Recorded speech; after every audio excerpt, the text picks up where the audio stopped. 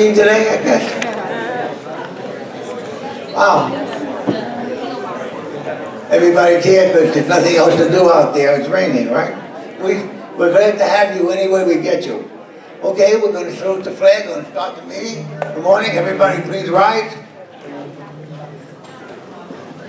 I pledge allegiance to the flag of the United States of America and to the republic for which it stands, one nation, under God, indivisible, with liberty and justice for all.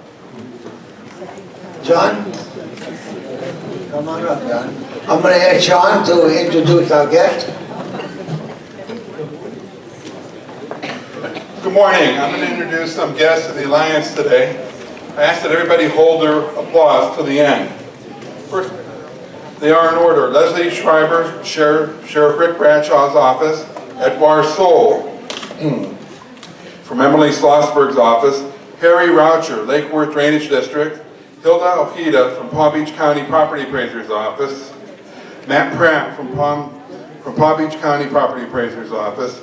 Teresa Salonia from Senator Rader's office. Jessica Metzger from Senator Rader's office.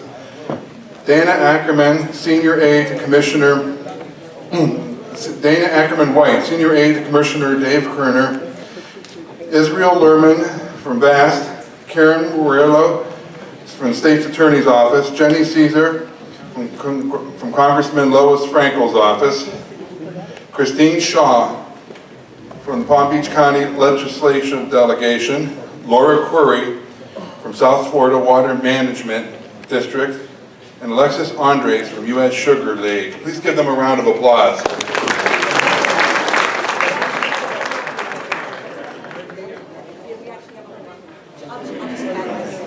Hello, folks. Just going to add a few more because this was just handed to us. We have Elliot Colchamiro from the Volunteer Sheriff's Office, Mort Mazer from the Sun Sentinel, and Alexis Andres was from the Florida Sugarcane League. And we have Linda Point from Vesta Kings Point, and Rosemary Raymond from Liquid Drainage. Wendy Lipsitch from Congressman Ted Deutsch's office. Oh, Wendy. Okay, those are more guests. Thank you. Thank you all. As usual, we'll start out with the people who help protect us. Chief Hood. Hughes. I'm all son today. Come on, Chief.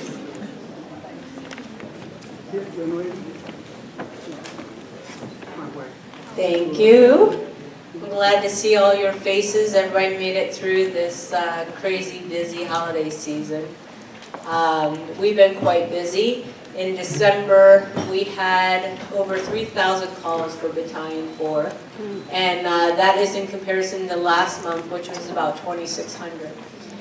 Battalion 4 also responded to 6 fires, and one was here in Kings Point, in the Capri section. I'm happy to say that they stopped it from extending to the rest of the building, and that we were able to save a large golden doodle, and he was reunited with his mother, so that always makes us feel good, and that it had a good outcome as best as possible anyway. We're going to be busy this year. Our calendars are already full with all the training, ensuring that our personnel, their skills, knowledge, and ability are up to par, and that we're able to continue our exceptional service that we are dedicated to providing you. So I want to wish everybody a fantastic, healthy, and prosperous new year. And I look forward to seeing you next month. Thank you. Thank you, Chief. Captain Sean Eastman, our captain is here. Here he comes. Oh, he's all dressed up in his uniform today. Oh wait, now we know you're really captain. Come on. Morning. Good morning. Hope everybody had happy holidays and a good New Year's. I'm going to go ahead and go over the stats and then turn it over. We got our VAST team that's here today that's going to cover some great information for you. So in terms of the monthly stats, traditionally December is one of our times when crime goes up because of the holidays, and it's unfortunate. It shouldn't be the case, but it is. So the good news is, this year in particular, the stats went completely down. It's in terms of thefts, break-ins. We were extremely proactive and we were out there and we saw we reaped the rewards of that. Now here's the negative thing, and this is where I'm going to need your help, is last month I talked about vehicle thefts. And on average in our area, we probably have 4 or 5 vehicle thefts a month. And typically of those, not all of them are what you would normally think of. Sometimes there's somebody who lent their car out to their daughter and they didn't return it. So it goes down as a stat, as a vehicle theft. But these recent ones are real vehicle thefts. The vehicles are being taken. So last month, I believe we had 12 of them, which was more than double what we had any other time in the year. Well, unfortunately, this past month we had 16. So they've gone up. Now, of these 16 vehicle thefts, one of them was a motorcycle, so I don't know what we're going to do about that when they rolled it away. But the other 15 of them, all 15, the person took the vehicle with the keys. So, some of these thefts were in the Meisner Country Club, the Oaks, Seven Bridges, and Floral Lake. Some of the other ones were dispersed a little bit. But again, the common theme is that the vehicles all have the keys. Not all of them are necessarily left like out open. We had a couple of them that were in the people's driveways. Some of them were actually in the garage, but even in the garage, they left the keys in the vehicle.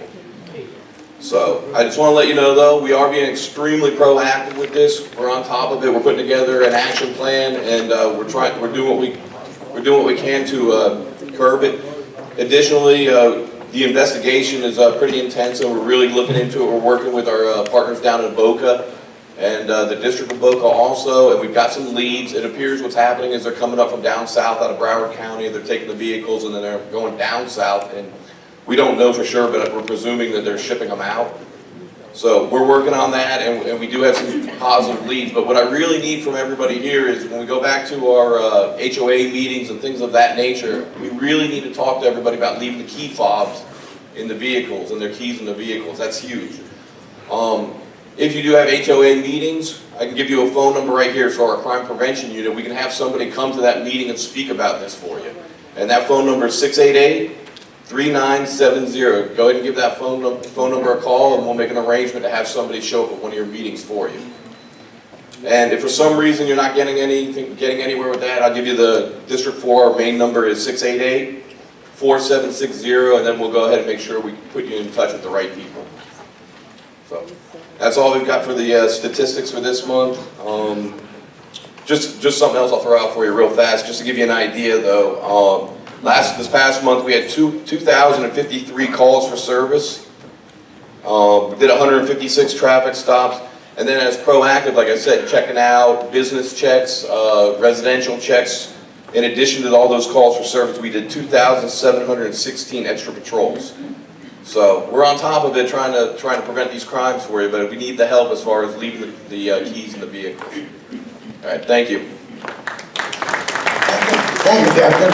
Good to see you. Okay. Representative Berman, Lori Berman, represents us up in Tallahassee, and she has a few comments to make. Come on, Rep.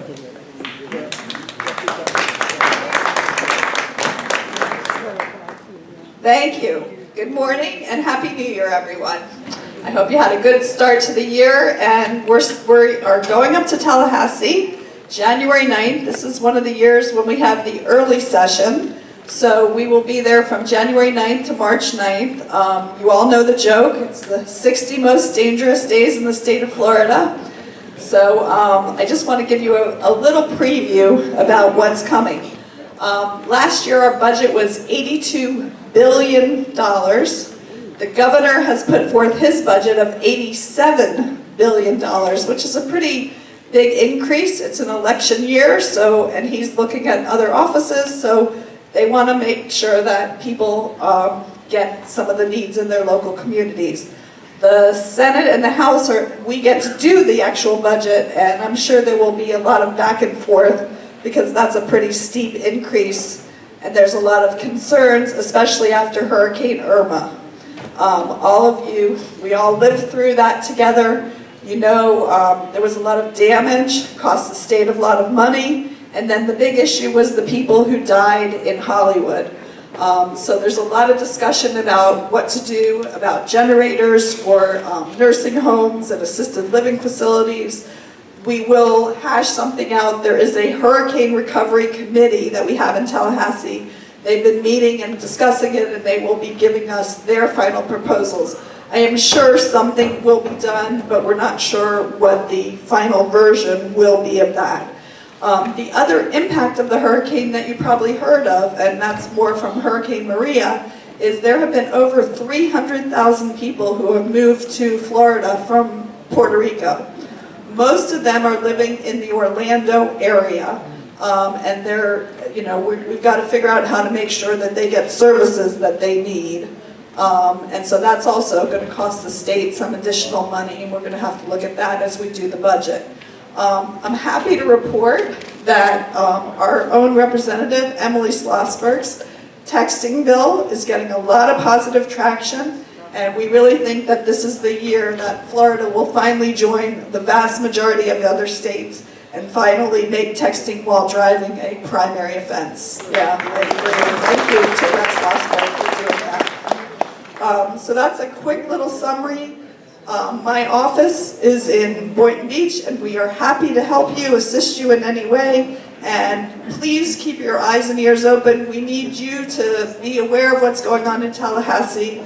And if you see an issue that matters to you, call my office and we'll help you get involved in that. Thank you. Thank you, Representative. Our Commissioner, Mary Lou Berger. Where are you, Mary Lou? Oh, there she is with the red jacket. I'm going to miss her.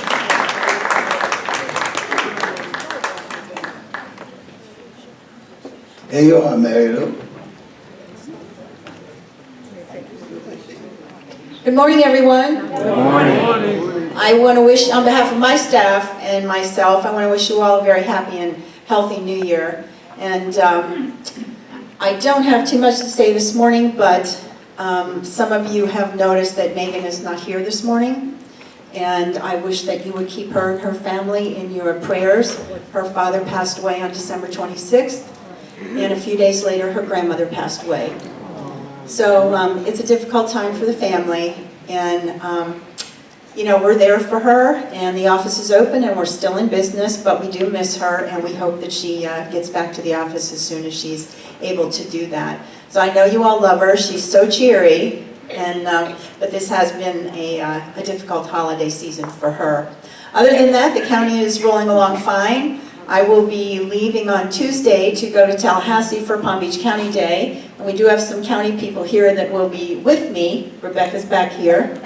And somebody else is over there.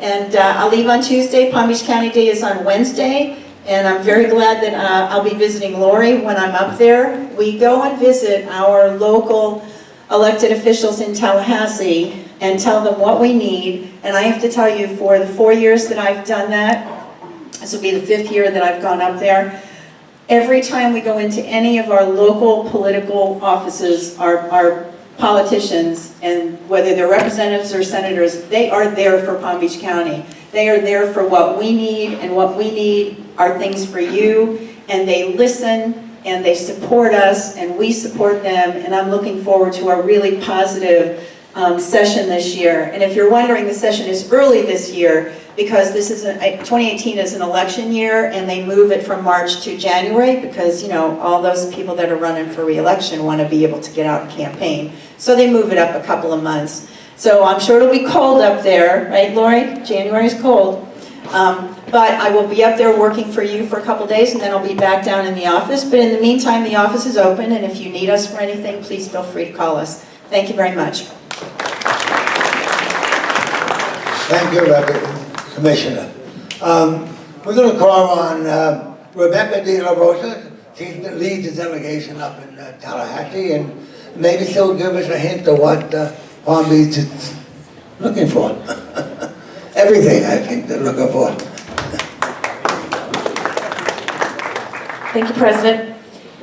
Lori, thank you again for the opportunity to speak this morning. Good morning, everyone. Rebecca De La Rosa, Palm Beach County Legislative Affairs Director. I'm thrilled to be here today to kick off this year to talk a little bit further about Palm Beach County Days. So thank you to Commissioner Berger for kicking it off today by talking and introducing Palm Beach County Days to you. If you plan on attending, please, I would ask that you post on social media that you're coming up to Tallahassee to let everyone know that you are participating and that you're advocating on behalf of Palm Beach County. And you can also do that here in the district. So that's not something that you are limited to if you are not attending Palm Beach County Day. So please keep us in your thoughts and the forefront of your advocacy this session and for the next couple of months. We will certainly continue to pursue the 4 priorities for the county, one being affordable housing, homelessness, securing the dollars through the task force efforts to secure the trust fund dollars through the state and local housing trust funds. In addition to that, to focus on the opioid epidemic, and thanks to Dave Ehrenberg, who's here today, to speak a little further with you on a different issue today. However, we will continue to support the Sober Home Task Force recommendations. In addition to that, we will be focusing on the Hurricane Irma issues, lessons learned coming out of the last hurricane. We have had some great feedback from the committee members as well as the committee chair, Representative Nunes, Speaker Pro Tem. So we'll continue to work with her and staff as well as the Senate on additional recommendations coming out of that committee and what those bills will look like. So we'll keep you up to date through the legislative updates that we send out weekly. So if you are not privy to that, I will make sure that Lori and the group receive that on a weekly basis so you can stay in tune to all of the advocacy and updates throughout the week. The last priority would be transportation and growth management. So we'll continue to work on the Glades initiatives as well as any stormwater relief as well as road construction. So thank you again for your time, and I look forward to working with you for the next couple of months and keeping you updated. Thanks again. Thank you, Rebecca. While you're up here, remember all Atlantic Avenue. We all remember it here. We live in dread of it. And now I think we're going to ask our sponsor this morning. Her name is Deborah Tolman.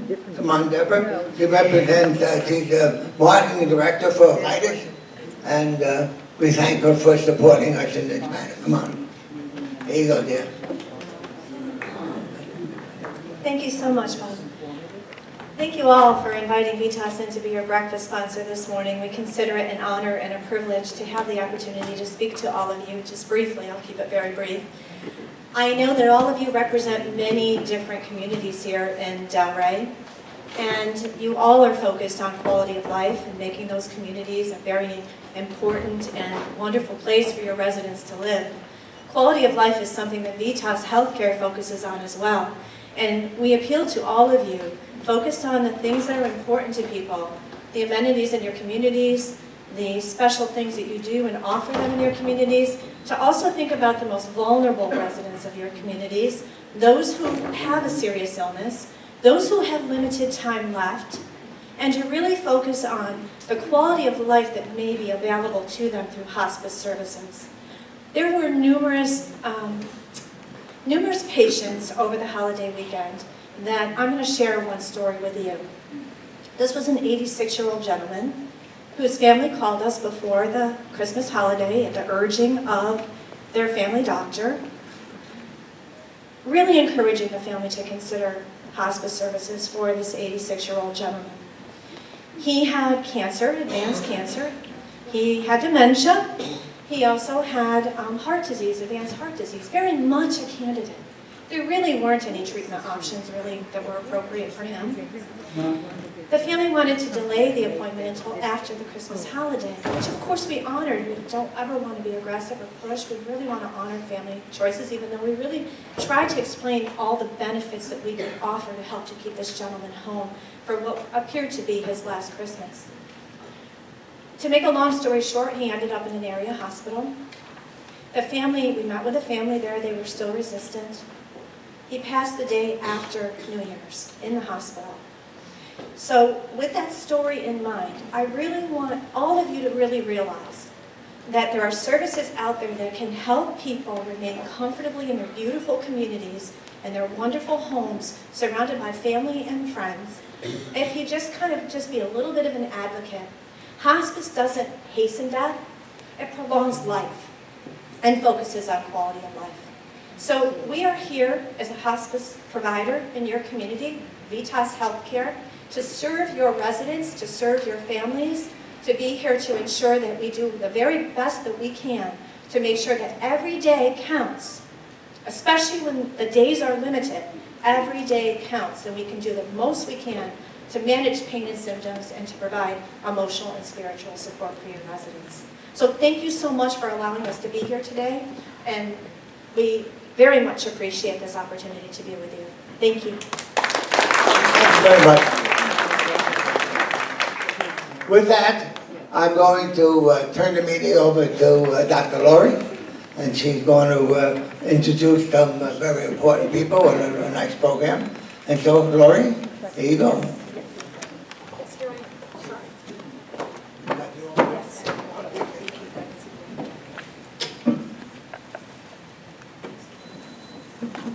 Good morning. There's a few little items. We're going to get a terrific program today we're going to have, but there's a few little bits of news we can tell you about. First of all, you have your Nostalgic America magazines on your desks, and you can see our Alliance spread, and one of the most important articles there is about our trauma care system.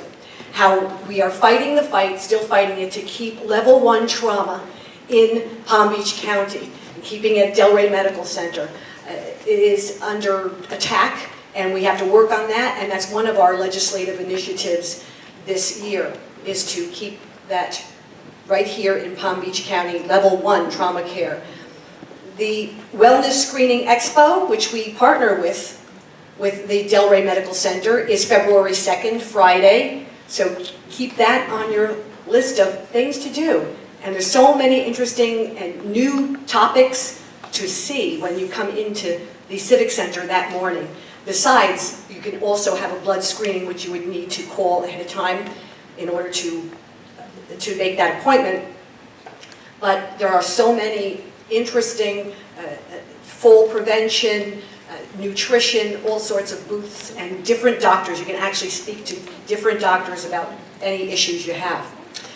We have a new initiative with the Alliance. You know, we always try to make our environment better and improve the community lifestyle. And just one thing, you notice on email, if you're not on our email list, send me an email and I will get you on the email list, or talk to me after, give me your email address. And we often give Solid Waste Authority information out. It's so important to sustain our resources and protect our landfills. And we noticed that, can you believe this, over the holidays, how many people got electronic devices for holiday gifts, or gave electronic devices, or know somebody in the family who gave electronic devices, or new TVs, and they throw out the old. Well, we were just brought to the attention that 85% of that goes into landfills when you throw them out. Only 15% are recyclable. You can really recycle almost everything. So we want to save the landfills. So we'll be devoting a little portion of the newsletter that we send out every month toward something with recycling, reusing materials, and protecting the environment. Atlantic Avenue widening, of course, we all know about that. President Bob was there at the Transportation Planning Agency meeting, spoke about that. We heard good news from Nick Uren, remember the man who had spoken here a few months ago. He says that they are working on some acceleration, but we're going to continue with that because we want a date better than 2024 for the expansion of Atlantic Avenue from Lyons to Jog Road. From Lyons to 441, that's already they actually give us a date of possibly, it might be completed by 2022, but it's the jog to the Lyons it doesn't even have a real date yet, so that's an issue. The agricultural reserve issues, remember we've been bringing them to you every single month. All the information has been going to you both of the main projects there are actually either, the applications have either been taken down and they've been, the applications have been, what do you say? They've been withdrawn. That's the word, thank you. It's good to have the membership be so well informed about that, because that's how we inform you. It's been withdrawn.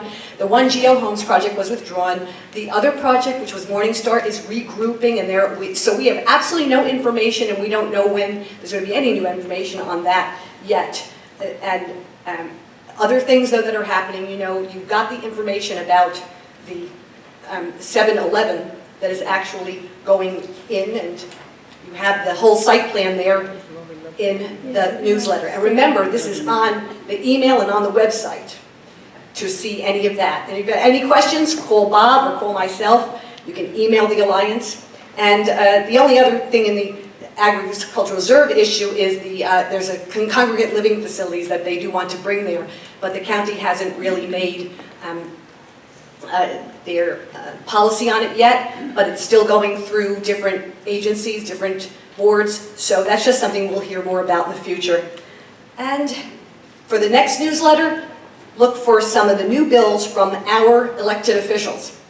We're going to put some interesting, a little taste of what our elected officials are actually doing up in Tallahassee with their bills. Now we go into the program. This is very exciting. Our first speaker today is State Attorney Dave Arenberg, and everybody knows him. He's spoken here before. We have had him speak on the sober home issue. We're going to have him come back again too, because there's going to be updates, I'm sure, toward the end of the year. He has the sober home task force and all. But today it's all about you. It's all about elder abuse and scams and the newest scams. So we've got two excellent presenters. The first one is State Attorney Dave Arenberg, and you know he leads a team of 120 prosecutors and 220 professional staff in 5 offices throughout Palm Beach County. Please help me welcome State Attorney Dave Arenberg. All right, thank you, Dr. Lori. Good morning and Happy New Year. I'm Dave Arenberg. I'm honored to be your state attorney, and I used to be your state senator for 8 years, and I love this job because every day we wake up in the morning to try to keep people safe and protect the safety of our communities and do justice. And doing justice every day is just an incredible job, and I want to thank all of you for all your support. I want to also recognize Mike Edmondson, who's here today, who's been with our office for over 20 years. Yeah, okay. Mike, there you go. Mike is dressing for a blizzard, and now this is Karen Murillo. Karen Murillo has been with our office for 6 years now? Almost 5 years. Karen is an assistant state attorney. She's in our white-collar crimes division. She focuses on crimes against seniors. She is one of our prosecutors who helps protect senior citizens in our community every day, whether from exploitation, financial, or physical abuse. And so I asked her to join me here today because we're going to give a presentation on what our office does and how you can protect yourselves from exploitation. And also we're going to give you some phone numbers, some resources that you have to report cases of abuse and fraud and exploitation. In fact, do you all have the handout on your desks? Okay, great.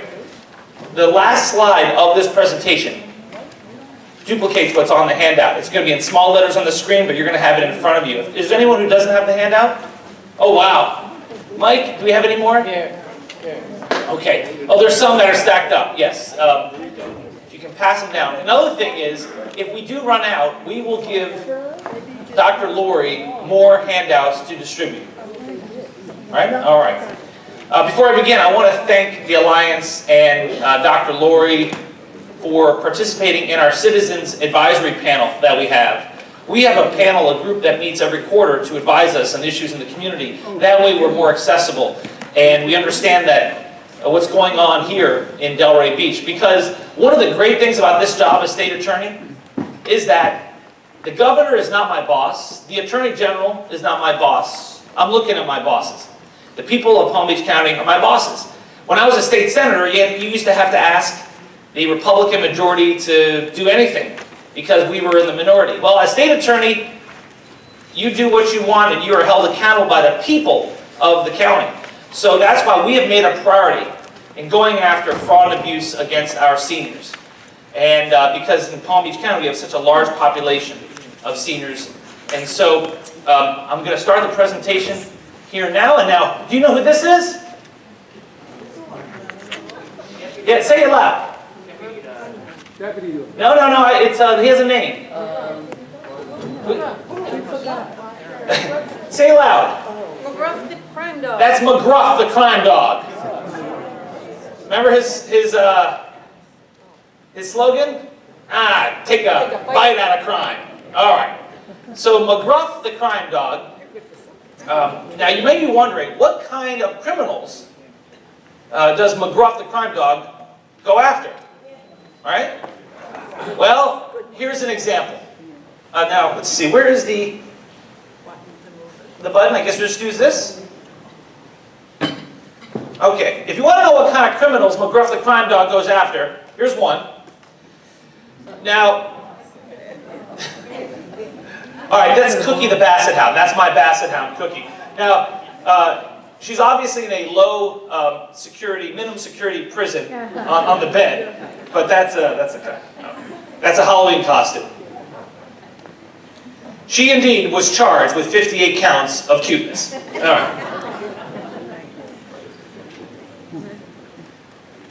Here is a graph that shows you that the largest group as far as expanding population in Palm Beach County are people who are senior citizens, in particular people who are age 85 and over. That's the green graph. The folks between 60 and 84, that's the red, and between 0 and 59, that's the blue. And this number of people over the age of 65 is expected to increase by 16% in our county over the next 5 years. And as the population ages, we see a rise of crimes against seniors. We have between 70 and 100 cases at any one time in our office dealing with elder fraud or abuse. Why? Well, seniors are seen as a target. You have all these unscrupulous people who come down here to target seniors. And why do they target seniors? Well, seniors are most likely to have their own homes. They have good credit. Unlike a lot of the millennials today, seniors have very good credit. And so, you have con artists who come down here in the 50s and 60s who have worked hard and have saved and are more polite and trusting. They just are. And a lot of seniors who get ripped off are embarrassed about reporting crimes. The criminals know this, and so they take advantage of that situation. So we have the crime of grand theft. Grand theft is when you steal above $300. That's a third-degree felony. Now, if it's a senior, if someone's 65 or older, it's bumped up. So the third-degree felony becomes a second-degree felony, and a second-degree felony becomes a first-degree felony. There's some of the graphs you see, but just know this. If someone steals from a 65-plus individual, that person will have a tougher sentence and a harsher charge than if they don't. Elderly exploitation. This is another statute. I don't want to get too technical in it, but when you're dealing with another crime, the felony of elderly exploitation, you only need to be 60 and above.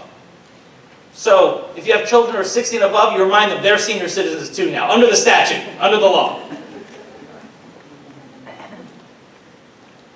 Elderly exploitation, there are 3 types. Unlawful taking, I don't know what that thing is in the middle. There it is, all right. You have, the key part is in the one on the bottom, exploitation by a guardian, trustee, or power of attorney. We see guardianship fraud way too often here in Palm Beach County. A good resource to going after guardianship fraud is the clerk of courts. Sharon Bach has a guardianship fraud task force. She's been very proactive on this situation. She's received awards statewide for tackling guardianship fraud. We then prosecute it. She will help investigate it and then report it to us, as will PBSO. Sheriff Bradshaw does an excellent job. If you think a crime is occurring, the #1 place to call is to the sheriff's office. They investigate and then they turn it over to us. We don't get the cases directly from the people. You ever watch Law and Order? Yeah. We're the second half of the TV show. We're the second half. So we need the investigators to investigate, and then they turn it to us. I'm the old crusty guy at the end of the show that says, take him down. All right, here's some challenges though. We have a statute of limitation. You know what a statute of limitation is. It limits the time in which a case can be brought. And the reason is that we don't want cases to be brought from 20 years ago because then witnesses are unreliable, the evidence is decayed, and there needs to be some sort of finality. So the state of Florida in Tallahassee has created a statute of limitations for crimes against seniors. It's anywhere between 3 to 5 years from the time of offense. That's why it's crucial, if you think you're a victim of crime, to report quickly, because that 5-year statute will run out faster than you know. And we lose a lot of cases because of it. Here's how it works. Here's a math problem for you. This happens all the time. Last year, we discovered that a caretaker for a person over 65 had forged $60,000 worth of checks since 2010. We found that 30,000 of those checks were forged since 2013. Now, is that grand theft? Can we prosecute as a first-degree felony as of today's date? Can we go after them for the full 60,000? You're right. The answer is no. We're only limited to the theft that occurred in the past 5 years. That means that the $30,000 worth of the theft cannot be charged. That person gets away with $30,000. Now we can still charge on the rest of it, but it's reduced from a first-degree felony to a second-degree felony. Here's another issue. Sometimes the victim may have capacity issues, and the criminal will target that individual because that criminal knows that the senior is dealing with dementia or some other capacity issue.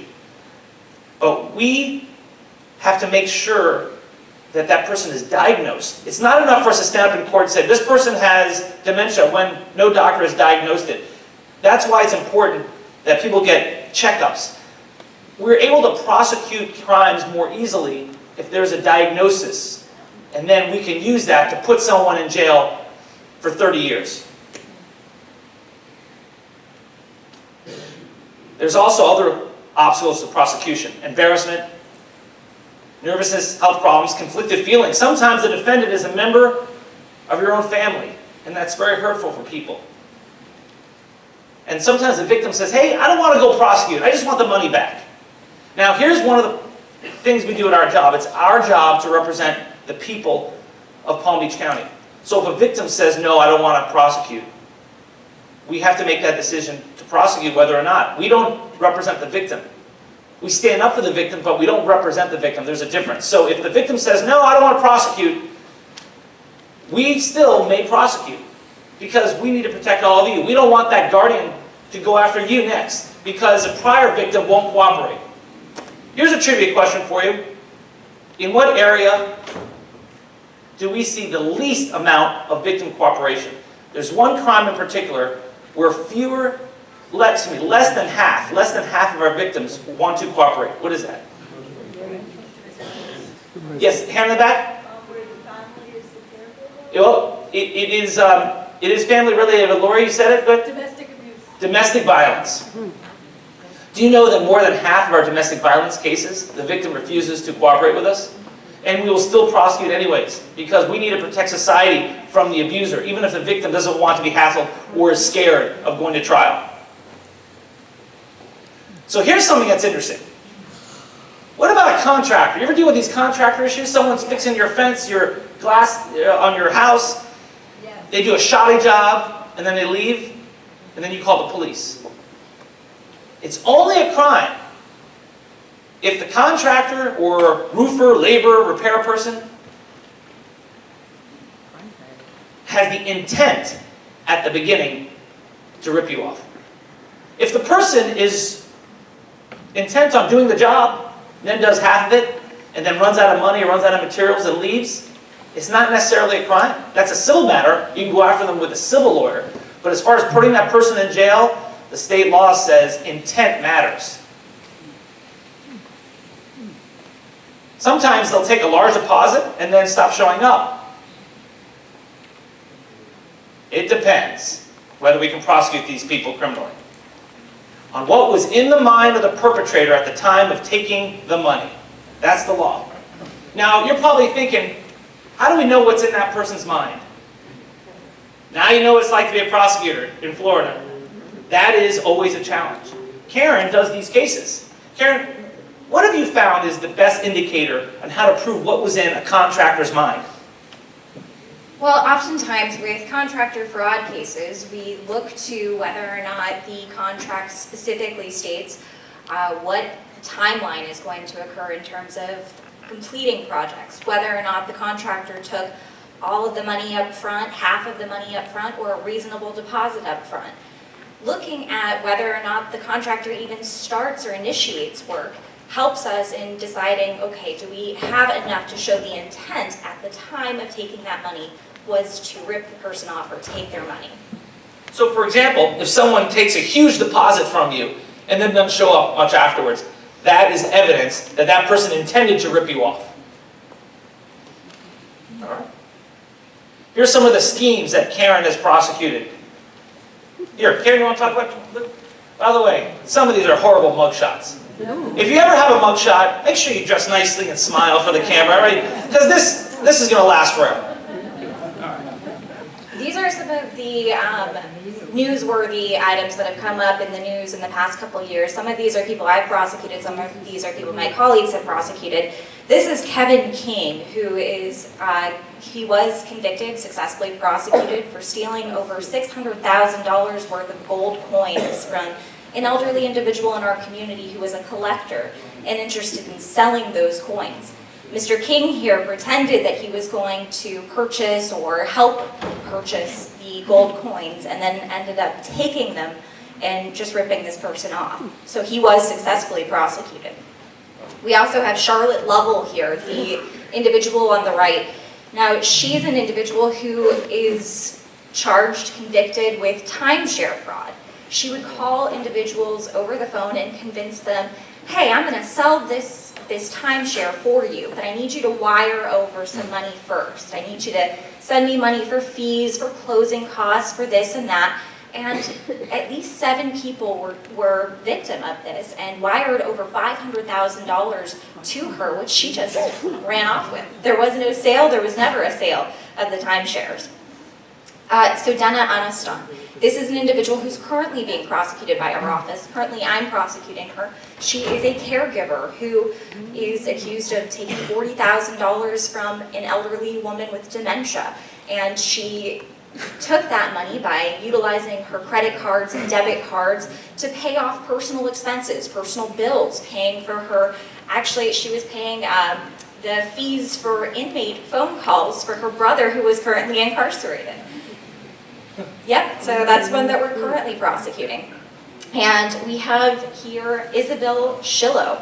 She's another caregiver who was successfully prosecuted for, she was a neighbor who acted like she was a good citizen, good Samaritan, and was helping out her neighbor, when in reality, her neighbor was living in squalor, and she was taking all of his money and using it for herself, riding around in a brand new Porsche, while this poor man was living in filth. That was somebody that we successfully prosecuted recently as well. And Richard Okray.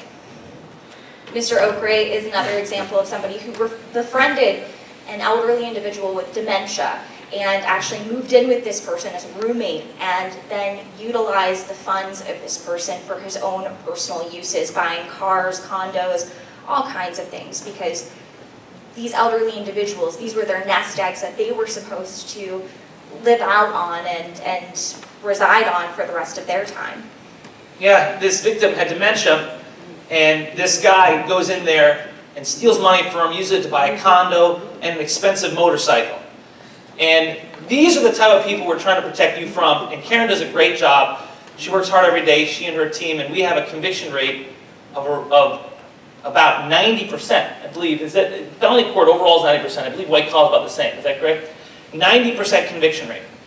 And so we're very proud of that. Our conviction rates have risen up to the top tier in the state of Florida. So it's because of great people like Karen. I love taking credit for my assistant's work. Here's a common scheme, investment fraud. Hey, has anyone called to ask you to buy Bitcoin lately? You're not putting all your money in Bitcoin, are you? All right, good, good. Timeshare, telemarketing related frauds. We talked about timeshare fraud. Contractor fraud, we talked about that. Misuse of a senior's funds by a guardian, trustee, or attorney in fact. Exploitation by people in a position of trust or business relationship. And as we've mentioned, exploitation where the victim lacked capacity. Investment fraud. It's, this is what happens with people you know and trust. It really is someone you know, and people are embarrassed. And then they'll say, hey, you know what? That's just the stock market. Sorry. Not necessarily. A lot of these schemes can be criminal, and that's why you should report it. Don't just chalk it up to a market dip if it is beyond that. Telemarketing schemes. You know who that is? Who is that? Alice! From the Brady Bunch. All right. Congratulations, you won a brand new car. But we need some information from you first. Click, hang up. We're calling from the IRS or the DMV, and you need to pay up or else. Have any of you received calls like that? Yeah. You raise your hand if you see the IRS call. Look at that. DMV call. Hi, Grandma. I'm in trouble in Mexico. I need you to wire money. Have you received anything like that? Yeah. They pretend it's your grandchild. What they do is, hi, Grandma. And then you say, Eric? Yes, it's Eric. This is what happens. This is happening a lot. And a lot of people are embarrassed about it, but it happens way too often. Hi, this is an automated call from your bank with an important message for you. Please input your social security number to be connected to a representative. And if you get something like that, hang up. Contractor fraud. Contractors have to be licensed in the state of Florida. What if they're not? It's a crime. Can you be a licensed handyman? What do you think? No! If someone claims to be a licensed handyman, they're lying. There is no such thing. There is no license for a handyman. So maybe you want to find a handyman who will admit, no, there's no license. There's just someone that your neighbor likes, that's honest. That's who you trust. But don't believe handyman who says, I'm licensed by the state of Florida. There is no such a thing. And how do you check? Well, you go online to the Florida Department of Business and Professional Regulation. Not only do they have a website, they have a phone number. We included the information on the handout. Do you know these guys? Yeah, we know that.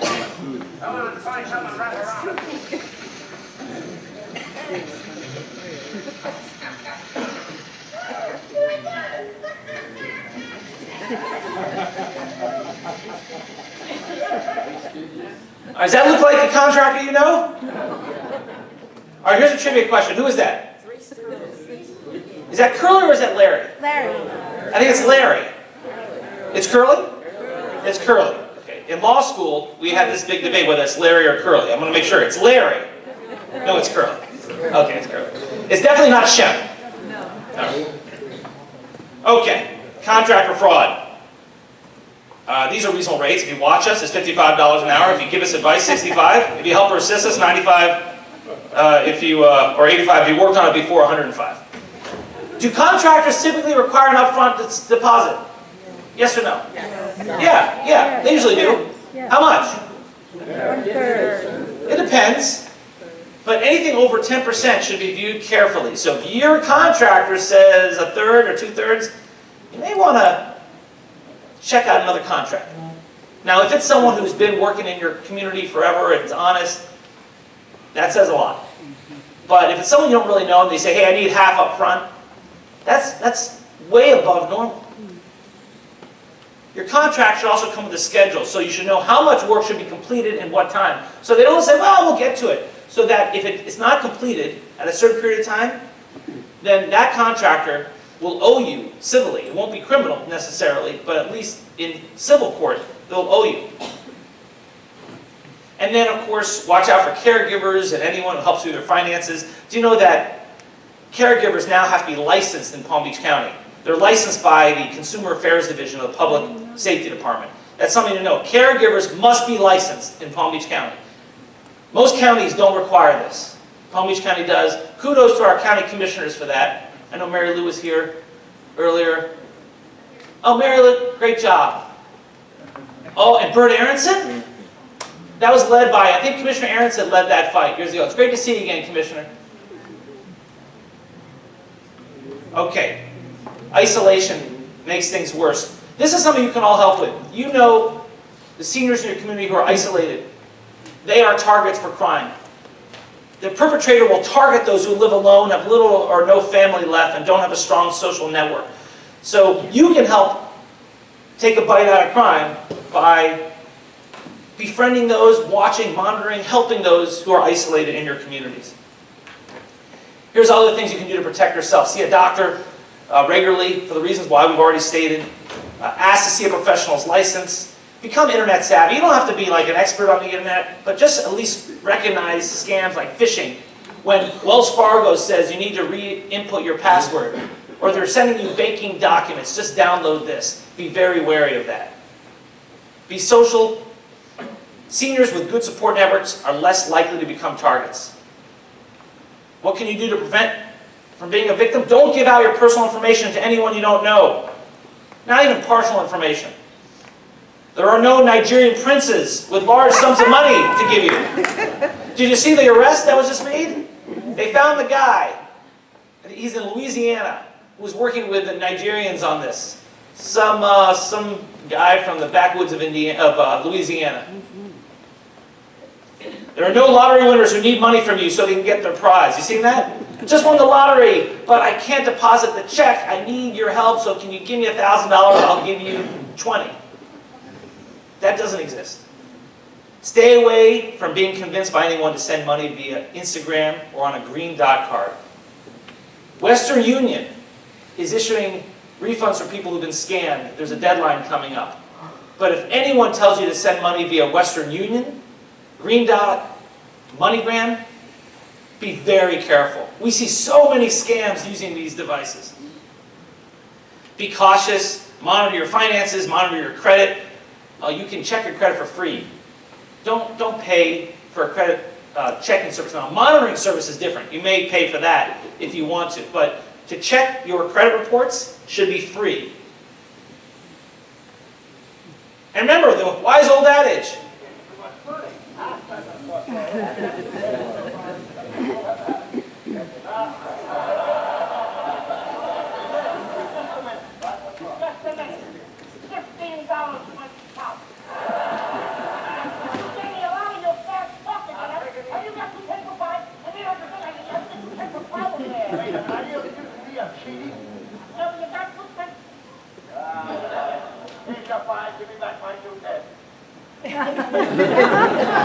who's that?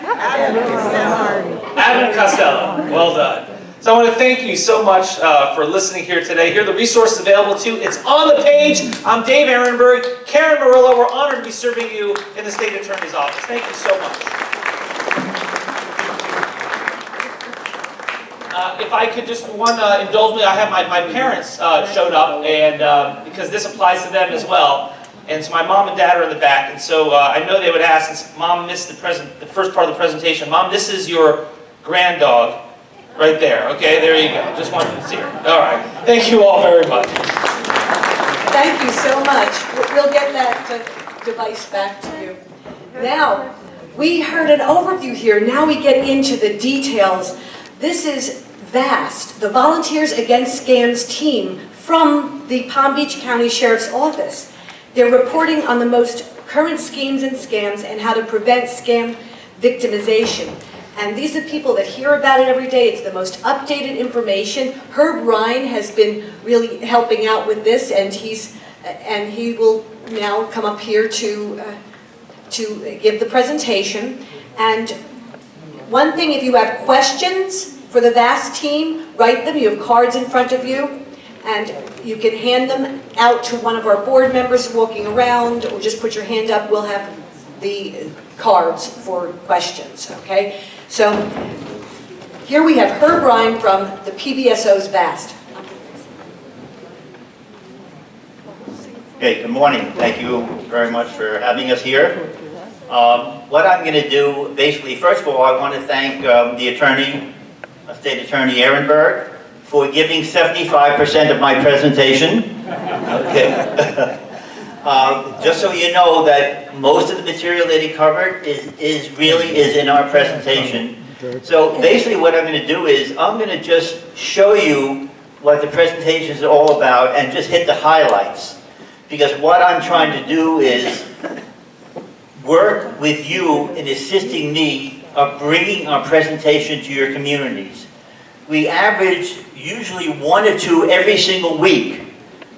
And we're sponsored by either the Homeowners Association in the community, we're sponsored by the men's and women's clubs, by the synagogues and churches in the area. And we work very closely with the Delray Alliance and also COBRA, the group similar to yours in Boynton Beach West. Okay? So what I'd like to do first is just tell you a little about VAST, who we are, and why we're here. Okay? Number one, I know we have a gentleman here from the Sun Sentinel. Headlines in the Sun Sentinel going back a few years ago, and I've got 3 more very similar to this headline. Florida leads the U.S. in ID theft. Headlines, okay? I don't know whether you know it, but everybody here in this audience, including myself, always likes to be number 1 in something, okay? However, we do not like to be number 1 for 5 years in a row leading identity theft in Florida.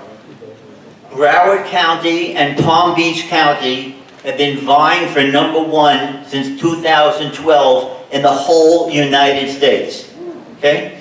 So what happened in approximately 2012, our Sheriff Rick Bradshaw had said that this is getting totally out of hand. And I don't know whether you realize, but Palm Beach County is larger than the state of Rhode Island. We have 9 financial crime detectives that handle this type of crime in all of Palm Beach County. Okay? So what he did is he created a unit called VAST. VAST stands for Volunteers Against Scam Team. It started off with 9 people coming from various backgrounds and has grown now since 2012. We now have 30 members that work in our unit. We have our own office at District 6, which is at Park Vista and Jog Road. And our mission is twofold. Number 1, we give presentations like the one I'm about to talk about to anybody that's smart enough to have us. Not necessarily a homeowners association, but any kind of groups. We've done presentations to Alzheimer's conventions. We've done it with ORT. We've done it with various women's groups. We just did the one with Hadassah. We just did one with the American Legion. Anyway, we do these. It's a 45-minute presentation on how to prevent identity theft and scams, and basically what the current scams are that are going on in the state of Florida. As we talk right now, the last number I got is 191 current scams going on right now. Okay? And I'll tell you how some of the scams come across. But the other thing that we do is we have access to the sheriff's computers. So when a person is victimized, we are able to go into the case and follow through. Since there are 9 detectives, it's impossible to follow through with all the cases that are reported, which in one office is between 9 and 15 a day. Okay? So what we do is we then call up the person that's been victimized. We try to educate them. We are not investigators. We are educators. We try to educate them about what they can and can't do as far as protecting themselves for the future. Because the statistics are that 75% of people that have been victimized or scammed one time, since all your information and basically your clones are out there on the internet, that never disappears, you're going to be targeted again. Okay? What's happening just recently is there are 3 credit reporting agencies, TransUnion, Equifax, and Experian. Okay? In case anybody goes to a department store, tries to buy a car, or tries to get a mortgage, whoever you're going to uses one of those 3 credit reporting agencies to check out your background and your credit and your ability to pay. Equifax was hacked, okay? Which basically means, for reality's sake, that every single person in this room, if you have a driver's license, if you have a social security card, your name, your social security number, your date of birth, and a copy of your driver's license is out there somewhere in the internet. Okay? Just to top it off, Yahoo has been hacked. Uber has been hacked. Okay? Just on and on and on. Of course, you know the stories with Target and all the other retail stores, which means that you have to figure that your information is out there. So what really should you do about it? Number one, anybody that you don't know that tries to contact you on the phone or on the internet through emails or what they call hot links, which I'll talk about, do not give out any personal information at all to anybody that you don't know, no matter who they say they are. Okay? Just as a coincidence, 2 different people tried getting to me yesterday. One of them was a man that just is very persistent. He calls me every single month. Calls me up and he says his name is Al. Okay? Has a really nice accent. Okay? And he says this is a courtesy call from Microsoft. Okay? Okay? My computer is about to be loaded with a virus. And as a courtesy, he's going to protect me to make sure that doesn't happen. And he's going to ask me to put in certain keystrokes to make sure that nobody's going to get into my computer. Okay? If I do that, you know what happens? I give him remote control for every bit of information in my computer. Okay? And more than my banking information and my investment information, what he really wants is my contact list. Because what's going to happen is, somebody on my contact list is going to be getting an email with what's called a hot link. Usually it's something in blue underneath the message. And usually it says, if you're getting it and you're a friend of yours, and it looks like it's coming from me, he said, you would not believe who I saw yesterday. I took a picture of us together. I guarantee you'll recognize him. And of course, you're going to go into the hot link because you're curious to see what the picture is. As soon as you go into that hot link, it's the same thing as that man getting remote control from me. Your contact just gave remote control by way of getting onto the hot link to him. And it goes on and on and on. And before you know it, the simple hacking of your computer now goes into tens of thousands eventually. Okay? Before I go on, 2 things. Everybody in the audience here, at the end of the presentation, will be getting a copy of this book that's given to us to give out by the Federal Trade Commission. It has a lot of the information, including the telephone numbers and websites and internet contacts of a lot of law enforcement agencies, the credit bureaus. So a lot of you do not have to take a lot of notes because it's just up by the desk at the end, and we'll give one of these books to everybody here. The other thing we have is a copy of the vast brochure. On the back of it, on the bottom, is a telephone number, which is a 561-688-3970 that you can call up and make arrangements for a presentation. And with that, let me run through this closely.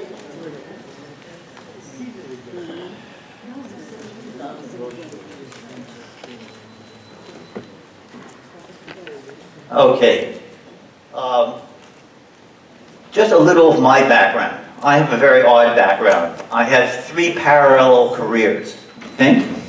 I'm a clinical pharmacist, I'm a photojournalist, and I was assistant director of the New York State Narcotic Bureau Undercover Operations. Okay? So that's my kind of background. Okay? In doing that, and I'm also a pack rat. Okay?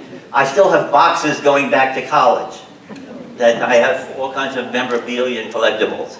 In one of them, I just found something that was given me when I was in law enforcement, and I got it from the post office. It was a wanted poster for a man named Willie Nelson. Okay? And Willie Nelson was a man that said, he was asked, why do you rob banks? And of course his answer is, that's where the money is. Okay? Now today, people don't have to rob banks. Because they can sit in the comfort of their bathing suit, their t-shirt. They can sit on a beach somewhere. They can sit in the Ukraine. They can sit in Costa Rica. They can sit in Nigeria. They can sit anywhere they want on their computers. And they can reach you just as easily as they can by robbing a bank. Except they can make a lot more money by hitting 100 people and getting 1 or 2 in a day to make more money than they could possibly make if they robbed a bank. Okay? What is identity theft? Identity theft is obtaining somebody's personal information, basically your name, your address, social security number, and your date of birth, and I can basically become you. Okay? Your identity can be stolen by a lot of the ways that I mentioned before, by hacking into different accounts. One of the ways that a lot of people are aware of is through medical records. Okay? Now, I don't know whether you realize it, but when you go into a doctor's office or hospital and they ask for your Social Security card, which basically is your Medicare card, it's the same number. All of a sudden, the Congress decided to do something together, and they got smart, and that's now being changed. It'll take about 1.5 years, but it's being changed to random numbers. So in a short time, hopefully, your Social Security number will not be the same as a Medicare number. Okay, and what we suggest in the meantime, because there has been a lot of fraud involved with that, we suggest you make a photocopy of your Medicare or Social Security card. Okay? On the photocopy that you have, obliterate the last 4 numbers. And I'm sure that most people remember the last 4 numbers because you're asked for it very often. And when you go to a doctor's office or a hospital, give them the photocopy. You do not want a photocopy of your whole Social Security number, which is your Medicare card, laying around, whether it's a doctor's office, where janitors and anybody can see it and get a copy of it, or in the hospital records. And when they told you they need the whole number, you can verbally give it to them so they can put it in their computers. But there's no reason for a photocopy of your Medicare card to be laying around in anybody's office. Okay? Be very careful with hired help. There was an organization in this area, in the Boynton Beach area, where this lady had a great cleaning service. She had several hundred clients and was going on for many years. And basically, she did not steal anything that you would know about because she didn't go after jewelry. She went over your credit card records, your investment records, and your bank records. And months after she picked up the information, she started using it, and the organization was using it, and nobody figured out how they got all this information. So just be careful who you allow into your house, and don't leave any of this information lying around.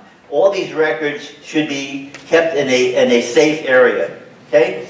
It should be put in a safe or a locked area. Number 1, it should be shredded if possible. Shredders now there's 3 different types. There's a horizontal, there's the ones that now makes little pieces of almost like confetti. That's the best one, but at least some kind of shredding is possible. Also, the sheriff's office works with CVS almost on a monthly basis, where you can bring a lot of your information to a CVS store that having the promotion, and they'll take boxes of it and shred it at no charge. Okay? The information that is shredded basically is anything with your name on it. Believe it or not, a lot of you, I'm sure you can believe it, because you're getting in the mail from a lot of the credit card companies actual checks. That's all made out with your name, your account numbers, and everything else. And the checks can be sent to anybody and used against your credit card and billed to your credit card.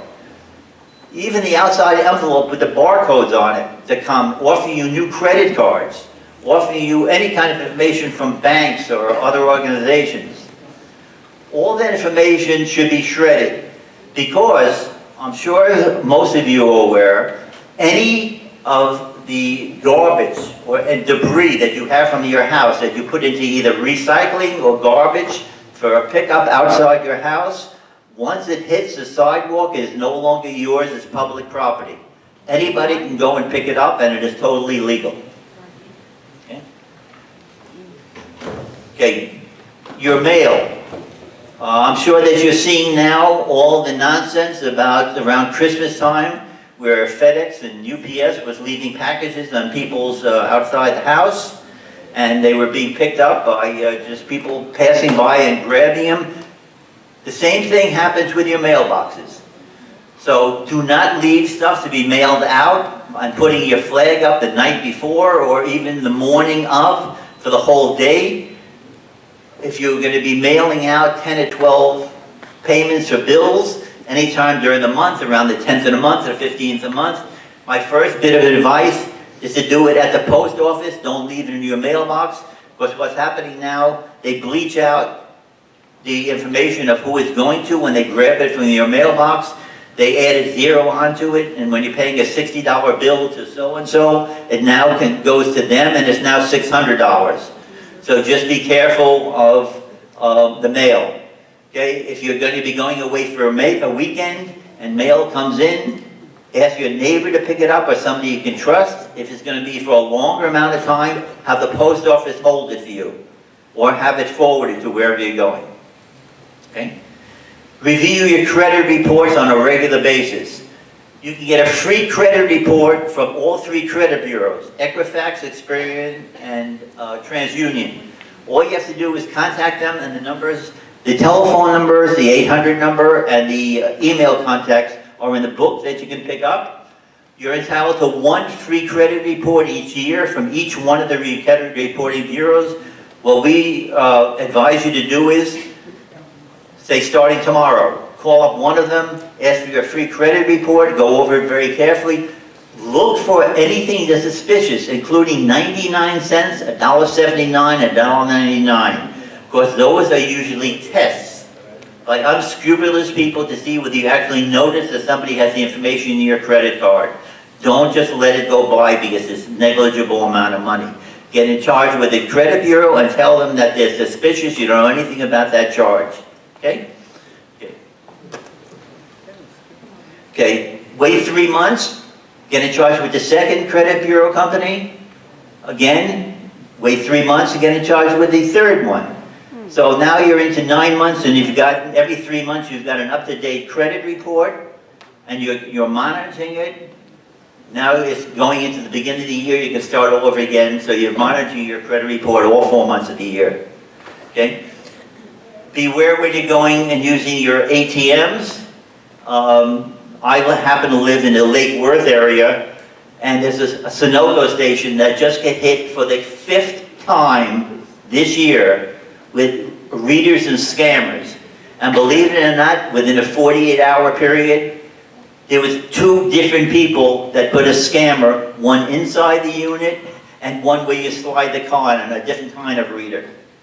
So be very careful. If you go to an ATM, go to a gas station, if you have trouble putting the card in or out, or if you see any suspicion at all, if the door seems to be open at a pump, do not use that pump. If you have to go inside and it's a little inconvenient, whether it's an ATM or a gas station, go inside rather than using the outside.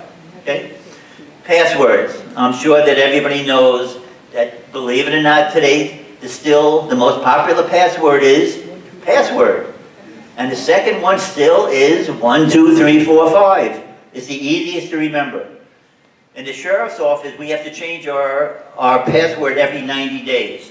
And what we have to do is we have to use a combination of a capital letter, a small letter, a number, and a non-numerical non-letter, which is a pound sign, a dollar sign, or an exclamation point. What we advise you to do is use whatever password you like. Try not using your address, your anniversary date, your birthday date, but whatever one you like. Take one of the words in your password and put a question mark right in the middle of it. Okay? When you want to change it, take the question mark, instead of putting in the middle of it, put in the end of it. And this way you have a change of your password without having to remember all the different passwords that you're using. Okay? I'm not going to go over this because basically this is the presentation that we would be giving in 45 minutes. So a lot of it, the attorney, state attorney, Ehrenberg, had talked about, the grandmother scams, the IRS scams, and so on, and we'd be glad to go more and more into that. Okay? Scams by email goes on and on. Again, you can say no, and here again, the same thing that the attorney said, if it sounds too good to be true, you know the rest. Okay? Okay. The red flags, this green dot card that he was talking about, or Western Union, this is where people say that your grandson or granddaughter has been picked up for having an open alcohol container, or is in a hospital because they were in an accident, and they're asking you to wire money. In case anybody asks you to do anything like that on the phone, instead of doing that, call up somebody in the family that knows how to contact the person they're talking about. Okay? And with that, because of time constraints, thank you very much for having us, and thank the Delray Alliance for being smart enough to give us a chance to introduce ourselves, and hopefully we'll see you all again at your own communities. Thank you.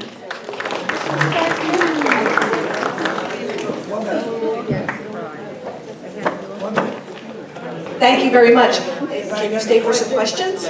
Oh, okay. So if there's any questions, does anybody have any questions right now that we have? John, can you go get that card, and we'll ask a question. If you can, you know, this one is off, so it's not. It doesn't work. So here, you stay up there.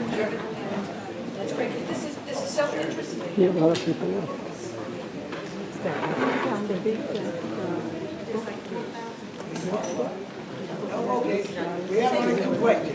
Hang it for that.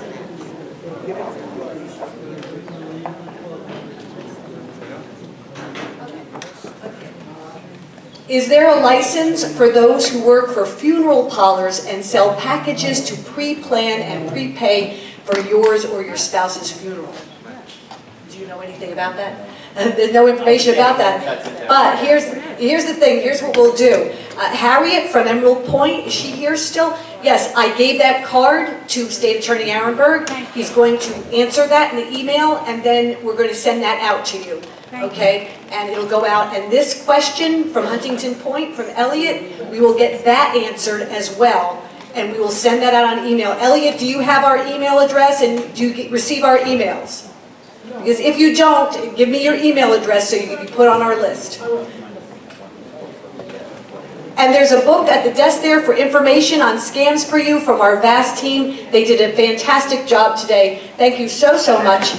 And great, give them a round of applause. And this was a terrific program, and next month is going to be another fantastic program, something totally different. And it's going to be very interesting about the EAA. And if you don't know what that is, you'll find out more about it. It's called the Everglades Agricultural Area. It's right in Palm Beach County here. It has a lot to do with us and where we get our food. And we'll be hearing from Florida Crystals, too, about precision agriculture. This is going to be a very exciting meeting next month, with some samples too. We were promised some samples, so I know that's going on video. This is being live streamed right now, so this place is going to be jam-packed next month if they know they're going to be getting everybody samples of sugar and rice. Okay, we'll see you next month.